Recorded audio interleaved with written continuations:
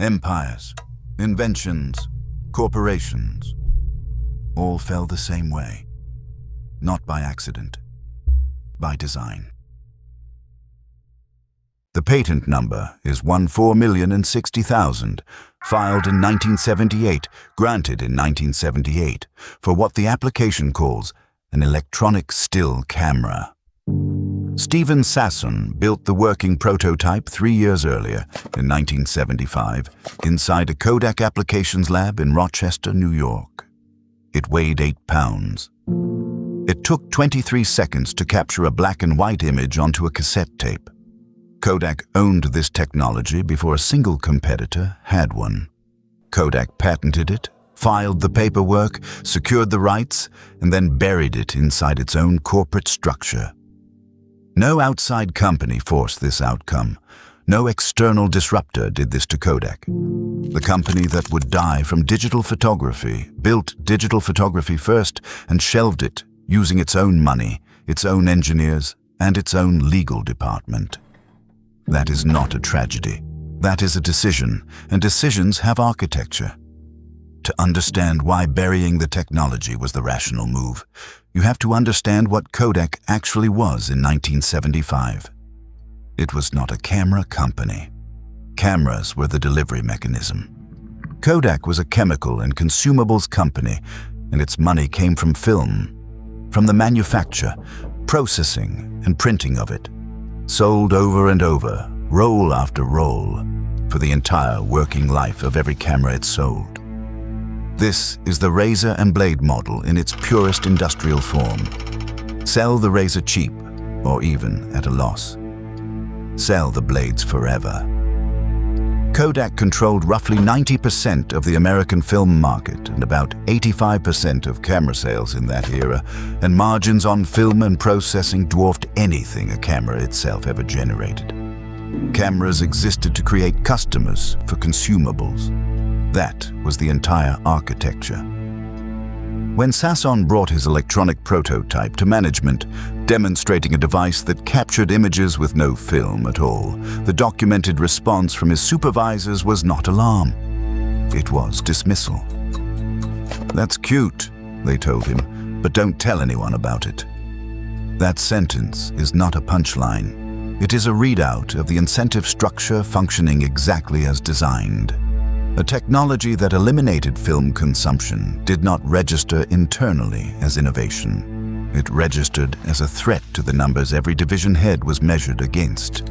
This is the load-bearing flaw, and it sits at the level of accounting, not attitude.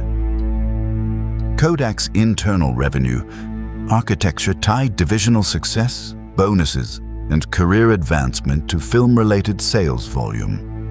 Any manager who championed a filmless camera was championing the erosion of the metric his own compensation depended on. So the patent was filed. Kodak was thorough about that. But it was filed the way a company files something it intends to control, not something it intends to build. It became a defensive instrument. Kodak used it and the patents that followed to license the technology to other manufacturers and to block competitors from moving faster than Kodak wanted them to move.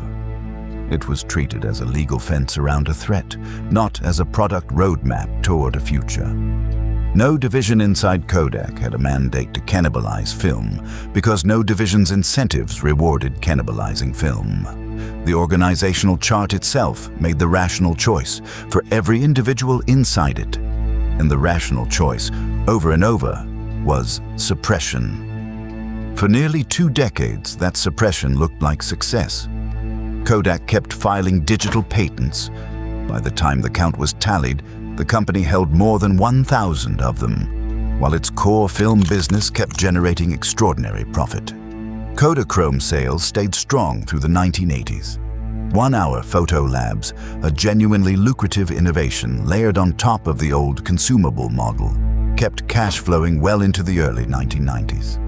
Kodak posted record film revenue during the exact years its own laboratories were quietly proving that the product line had an expiration date. What masked the erosion was not ignorance, it was control. Kodak owned the patents that could have accelerated digital adoption industry-wide, and by choosing licensing over deployment, the company was, in effect, metering the speed of its own disruption. It was setting the pace of the fire that would eventually reach it. Subscribe now, because this channel exists to trace exactly this kind of failure. The kind that gets built into the architecture years before anyone outside the building can see it. But metering a fire does not extinguish it. It only decides when it arrives. The exposure point came at the start of the 2000s, when consumer digital camera sales crossed film camera sales, a convergence, not a single dramatic morning unfolding across roughly 2001 to 2003.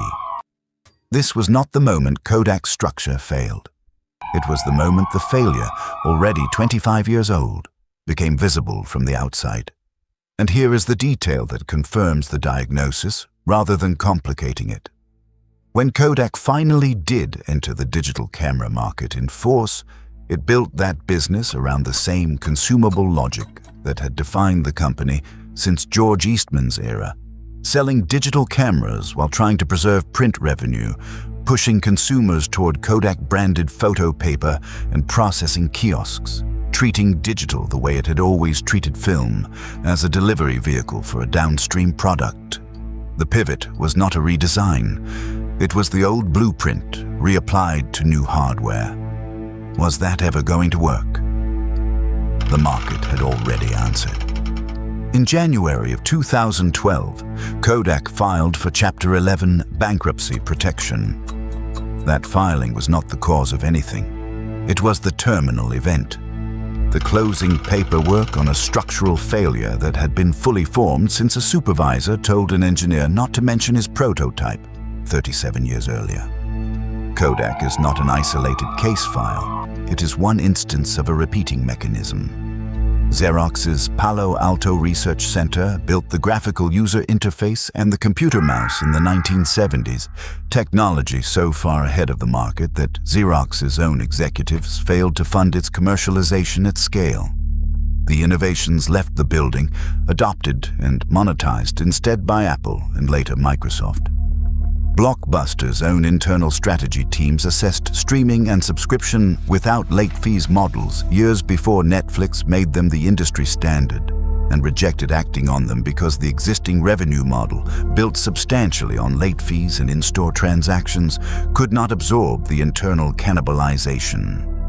Nokia held software and touchscreen research internally well ahead of the market shift toward smartphones, but hardware margins commanded the internal budget priority, and the software division was structurally starved relative to what it needed to compete. In each case, the company did not fail to see the future. It saw the future clearly enough to patent it, prototype it, or model it internally. What it lacked was not vision. It was permission. Internal, structural, financial permission to act against the metric currently paying its executives' salaries. Seeing the future and being organizationally allowed to build it are two separate conditions, and history keeps confirming they do not travel together. Kodak held the patent.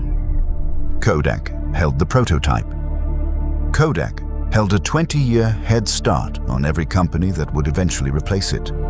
And Kodak still filed for bankruptcy in a courthouse in Rochester, in the same city where Steven Sasson had built the first electronic camera 37 years before, using parts scavenged from other Kodak products, on a device the company itself would spend the rest of its existence failing to become.